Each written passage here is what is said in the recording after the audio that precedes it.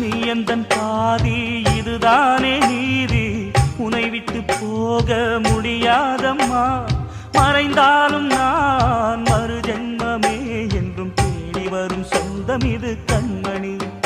அதை தள்ளிவிட நியாயம் என்ன கண்மணி. இது நீ இருக்கும், இது நீ இருக்கும் நெஞ்சமடி கண்மணி. இன்று யாரடிச்சு விம்முதடி கண்மணி. ஒரு வீடு கட்டி வச்சிருந்தேன் கண்மணி, அது வெட்ட வெளியாச்சுதடி கண்மணி.